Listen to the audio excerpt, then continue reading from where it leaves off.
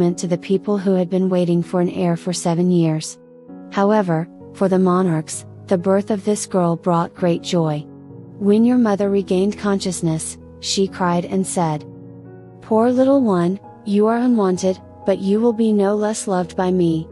A son would have belonged to the state, you will belong to me.'"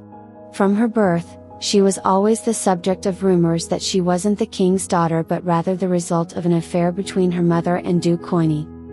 Shortly after her birth, many servants and ladies were assigned exclusively to care for the princess, ensuring her well-being. Marie Antoinette had a special bond with the princess, dedicating all her unconditional love to her. Louis XVI also adored the little one, spoiling her and showing constant affection. Marie-Thèrese's education was always supervised by her parents, and she was subject to strict control, which led her to rebel against her mother at times due to her strong temperament. The queen often invited the children of servants and poor children to share meals with her own children. Marie-Thérèse would sit at the table with these children and thus truly understand the meaning of need and poverty. Her mother, Marie Antoinette, did not want the girl to grow up to become an arrogant and spoiled woman like Louis XVI's aunts, and she took her daughter to various charitable works. The queen wanted her children to be fully aware of the existence of poverty. On Christmas of 1784, the queen took some of the princess's toys and gave them to poor children, teaching her daughter the importance of sharing with those in need. Marie-Thérèse had 3 other siblings, Louis Joseph, Louis Charles, and Sophia Helena Beatrice of France, with Madame Royale being the only surviving daughter of the kings from childhood. Marie-Thérèse also had an adopted sister, Ernestina de Lambrèque, who served as her companion. She received a fine education, with drawing, dancing, piano, and harp teachers. She learned mathematics and sewing, Italian and English. Little Marie-Thèrese's childhood was happy and peaceful most of the time, spent with her family at the Petit Trianon, a small palace located within the grounds of the Palace of Versailles.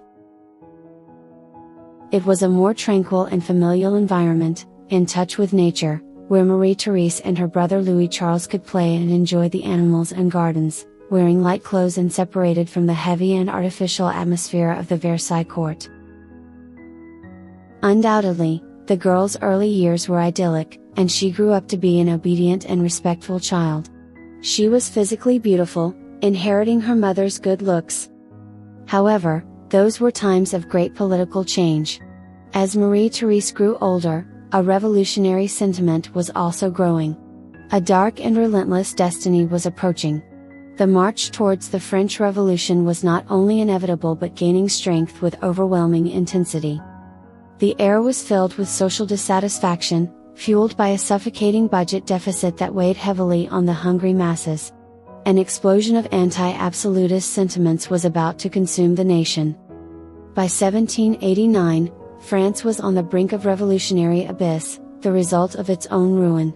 The kingdom was bankrupt, among other factors, due to its support for the American Revolution, and food prices were exorbitant. Even nature seemed to be against the French, sending brutal winters that devastated the crops. France teetered on the edge of the precipice.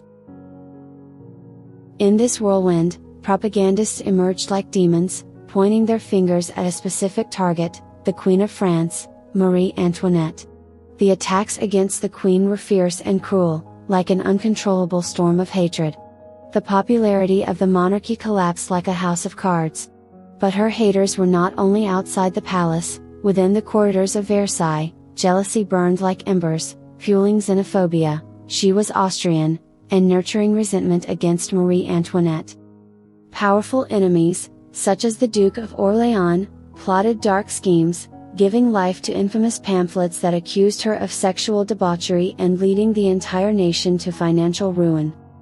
Although it is now believed that the Queen's actions did little to provoke the country's collapse, the constant defamatory propaganda against her and the damage inflicted on her image proved to be a catalyst for the revolution to come. The fate of Marie Antoinette and the entire monarchical system was sealed in a tragic collision with the fury of a people hungry for justice and revenge. At the moment, Marie-Thérèse was completely oblivious to the political problems, but she could not escape the family tragedies that would follow. Her sister Sophia, born in 1786, passed away as a baby in 1787, and her second brother, the heir to the throne, had delicate health. He suffered from periodic fevers and, at the age of 5, started developing a curvature in his spine due to Pott's disease. Doctors mistakenly diagnosed it as scoliosis and put him in various metal braces, causing serious fractures in 2 of his vertebrae. He passed away at the age of 7 in 1789. Marie-Thérèse, who was already 10 years old, mourned the loss of her siblings and grew very attached to her brother Louis Charles, who became the new Dauphin. In the same year, 1789, the Bastille, a prison in Paris, was stormed by an armed mob thirsty for justice, and tension reached its peak. Marie-Thérèse witnessed her desperate father sending members of the royal family into exile in search of safety. Her uncle, the Count of Artois, and the Duchess of Polignac, her caregiver, were forced to immigrate. The Duchess of Polignac was replaced by Princess Louise Elizabeth de Croix, the Marchioness of Tourzel. Marie-Thérèse remained loyal to Pauline, the daughter of the Marchioness of Tourzel. But the trials were far from over. On October 5, a march composed mostly of working-class women from Paris, determined to obtain food and fight for their political demands, headed towards Versailles. The invasion of the palace in that fateful dawn forced the royal family to seek refuge in the king's quarters.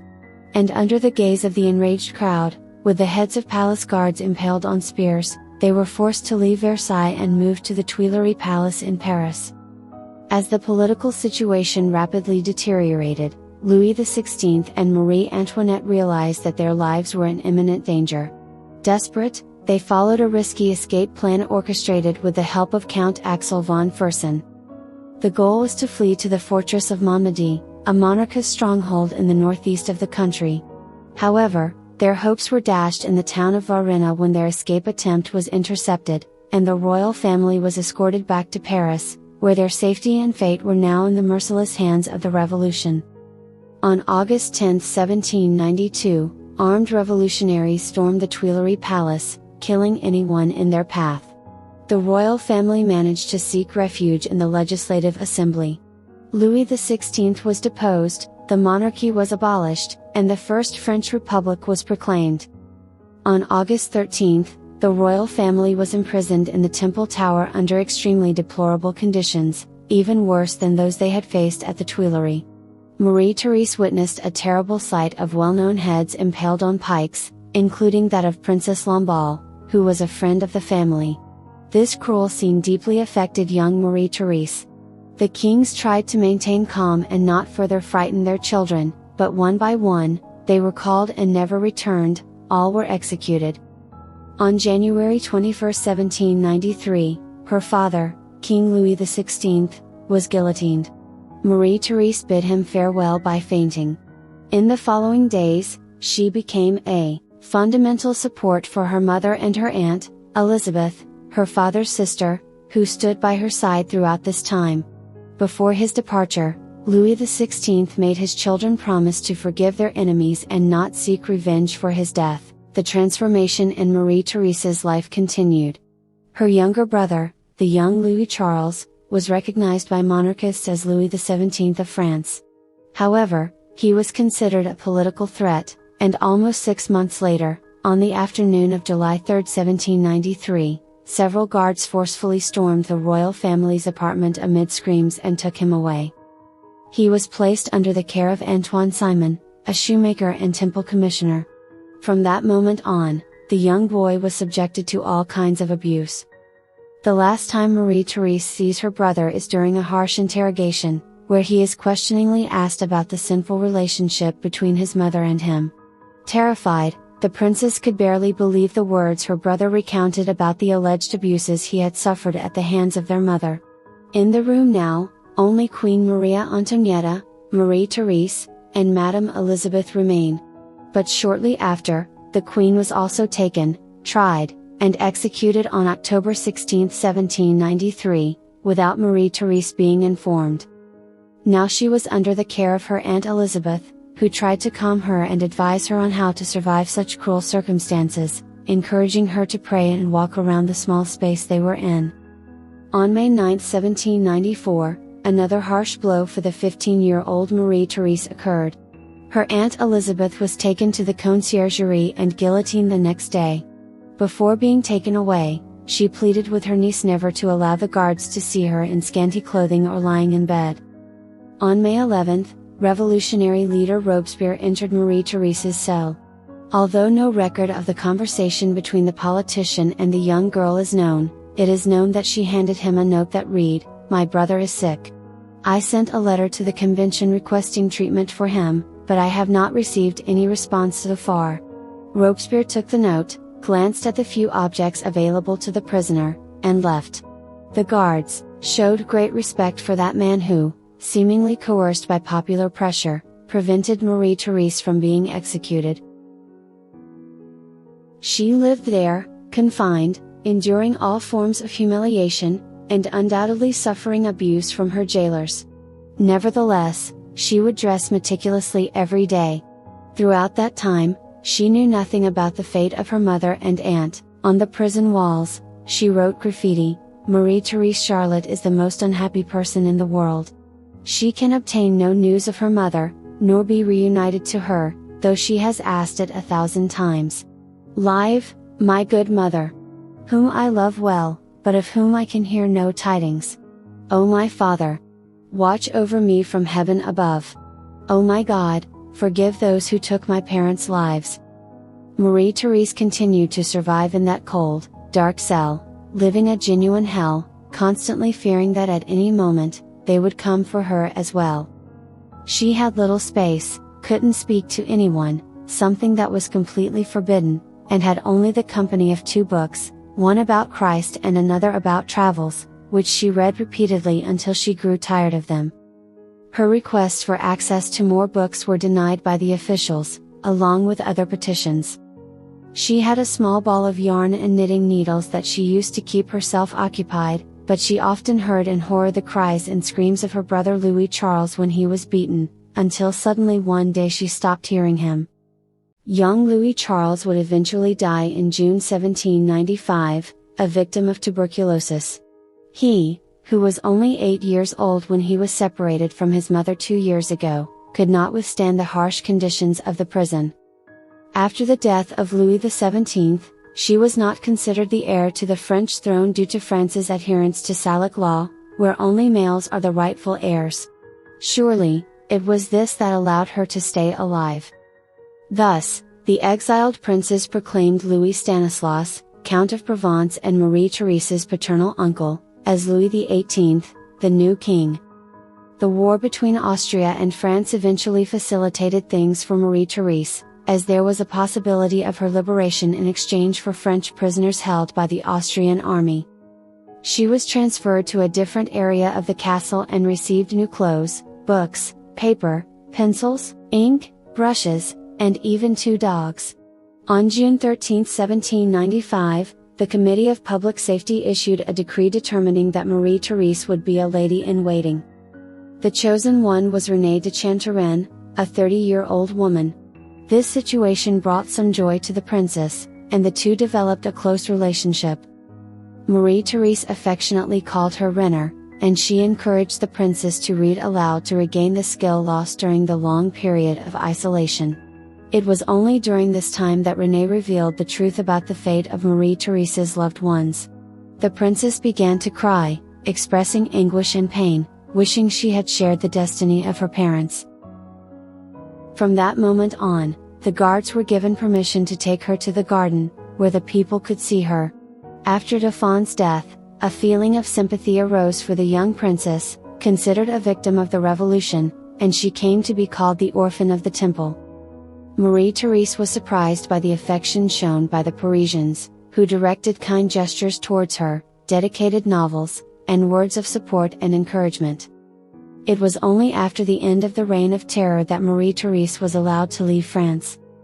After 40 months of confinement, she was released on December 18, 1795, on the eve of her 17th birthday, in exchange for French prisoners, and taken to Vienna, the capital of her cousin, the Holy Roman Emperor Francis II, and also the birthplace of her mother, carrying with her a mix of feelings, happiness for her liberation and sadness at leaving her homeland and deceased parents.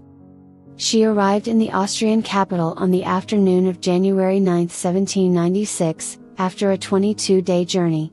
In the first months after her release, the princess wore mourning clothes and was deeply saddened. She lived haunted by nightmares and had hysterical episodes when triggered by something that reminded her of her family's terrible experience. Sometimes, she could be heard pacing all night. When she visited Schönbrunn Palace, she walked emotionally through the places where her mother had lived during her childhood. Her stay there was not entirely unpleasant, as it seemed that Marie-Thérèse felt a certain attraction to a cousin, Archduke Charles.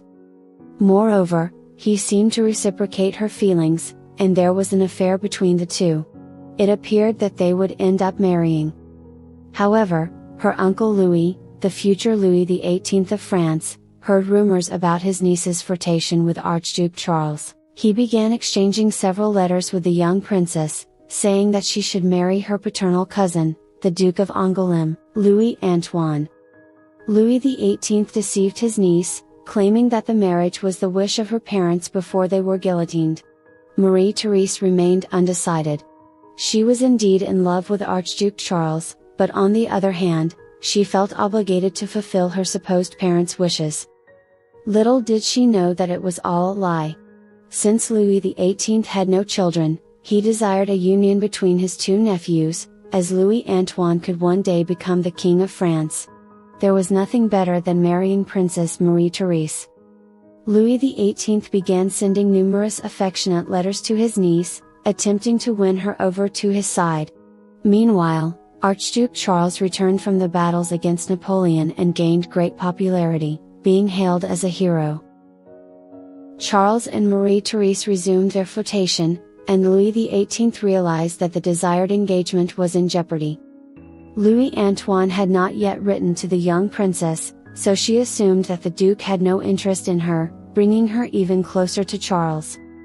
But Louis XVIII acted swiftly and wrote to his niece, confessing that his cousin Louis Antoine was madly in love with her but, due to his shyness, was unable to write a letter. Marie-Thérèse believed it and finally decided on Louis Antoine simply because she believed it would fulfill her late father's wish. The Austrian imperial family was suspicious of Louis XVIII and refused to let Marie-Thérèse leave the court. Louis XVIII pressured his nephew heavily to send letters to the princess, portraying himself as a deeply passionate man eager to have her in his arms. Marie-Thérèse displayed a certain illusion about her future marriage, truly desiring to marry the man who seemed so enamored. Finally, her family allowed her to depart, and Marie-Thérèse traveled to Latvia, where her uncle Louis XVIII had been welcomed by Tsar Paul I of Russia. Upon arriving in Latvia, Marie-Thérèse saw her fiancé for the first time and was immensely disillusioned. He was very insecure, shy, stuttered, and unattractive. It is said that in their first meeting, the Duke did not speak and even shed a few tears, feeling extremely uncomfortable with the situation. Although some claim it was due to emotion. For a moment, Marie-Thérèse regretted not choosing the handsome and brave Charles. Furthermore, there were rumors that Louis Antoine was impotent, but even so, the princess proceeded with the engagement because she believed it was her father's desire. On June 10, 1799, both young individuals married. She was 21 years old, and he was 24. She remained very close to her uncle Louis XVIII, defending him as the heir to the French throne. The princess also appeared very close to her husband, seemingly unconcerned about his flaws. However, she soon realized that the rumors about the Duke's impotence were true and that she could never conceive a child.